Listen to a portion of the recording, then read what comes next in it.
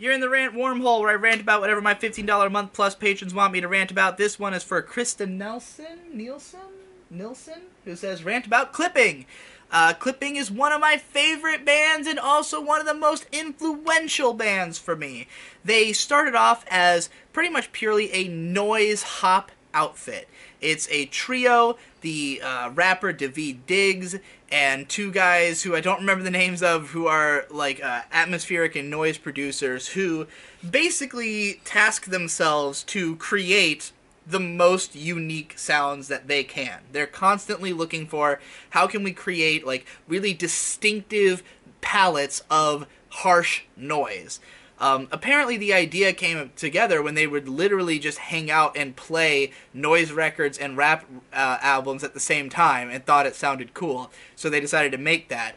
And their first album is mega experimental, super entertaining, super interesting. It takes a little bit to get into because when you listen to it for the first time, it's hard to even tell where one song begins or one song ends. There's just these harsh noise walls, crazy sounds, all kinds of shit going on. But once you get used to it, and you really parse the songs apart, you can see like what they're doing in each track, because most of them are basically theme songs. So like they might take the approach of, all right, we're going to write a club rap, except like while it's going to have the formatted structure and lyrical content of a club rap, the music will take a very different direction from what you would expect from that. And the lyrics are always sarcastic. There's always some kind of twist and some kind of narrative going on. And Daveed Diggs is a phenomenal MC, not only because he can do incredibly technical flows, but his storytelling is really top-notch. He will weave these really dense and creative narratives with lots of imagery. He's a lot more descriptive than most rappers are. He paints much more of a scene, and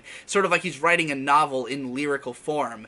And, so most of the songs will have like clear imagery and tell you a sort of story about whatever's going on in this scenario. So their first album, it's very stripped down. It's very minimal. It's all about like creating memorable noises and not much else, and like the low end of sound on the album is almost entirely occupied by just Daveed's voice. Like, aside from on the track Loud, where there's these insane fucking massive sub-bass pushes, most of the album is in the high register, and it's just like crazy crunchy noises and shit.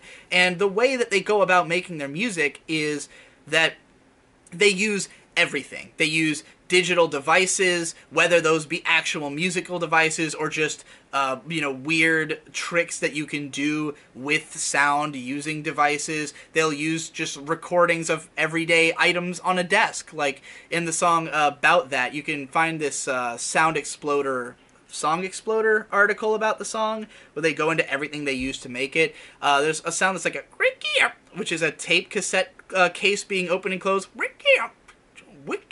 and it fits the beat. It makes part of the song. When I read that Song Exploder article back in 2013, that was when I started to produce my own music. Like, my album BC is almost entirely built out of either a cappella noises or just me making sounds with things on my desk, and I've incorporated that into a lot of the music that I've made. Just finding ways that you can just record something that happens in the environment and then manipulate that digitally to sound like music. So I loved their first album, and there's lots of great guest features. Again, Daveed's rapping is just incredible, so, I've spent a lot of time practicing some of those raps, doing intro on the first album. I'm trying to think of how it starts. It's like, I keep thinking of the second song, because it's like, Ghost on the Avenue, we're talking about the cell, somebody but feet of the beads again, the beat is put the beads again. I don't actually know that one. I know the first one, but I can't remember the fucking way it starts right now.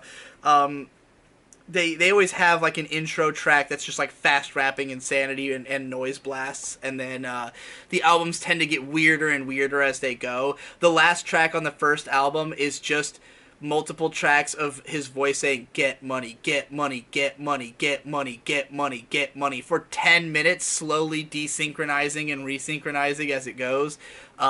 Which, hearing that, was actually what got me into them. Like, I thought that was such a fucking hilarious and genius way to end an album that, that made me want to listen to it more.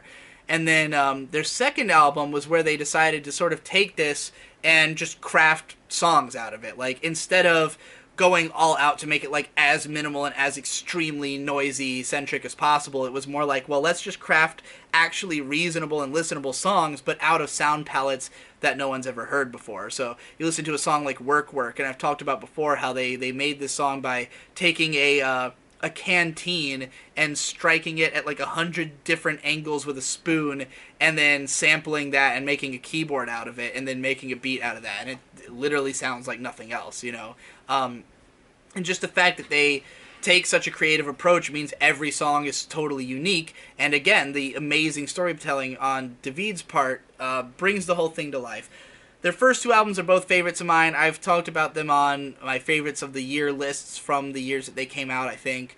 I have them on... I have their second album on vinyl. I can't get to my vinyls. They're fucking buried. But yeah, I love them. I was not that into Splendor and Misery just because I felt that... Because that one's like a concept album, a crazy-ass sci-fi concept album. But that one had too similar of a sound palette across the whole thing. I felt like it wasn't as much of an adventure in spite of being a concept album as their first two were. I do like the Wriggle EP. It took some time to grow on me, but some of the tracks are really ace. They always have the best placed features. Their features always kill on their albums. Just the concepts of the songs are always fun. I would say that none of their albums do I love all the way through, but the songs that are great are just, like, unbelievably incredible. And there are certain songs that are, like, because it's the only thing that exists with that mood, I will endlessly return to it, you know? Like, the mood of Summertime, it's such a distinctive summer song that I'll never get from anywhere else, and I have to bump that shit through the whole summer, you know? Body and Blood is one of the most just fucking hardcore, intense, just drilling, pounding beats of all time with these crazy lyrics about this, like, psycho woman going around murdering people and fucking getting that body and blood. The songs Story 1 and 2 are also just incredible, where those are just straightforward telling a story in a really gripping, memorable way, where the music is sort of formulated around matching this story as it's rising and falling action. Both of them have really great plot twists in them. God, just such a good band. Go listen to them if you like weird rap music.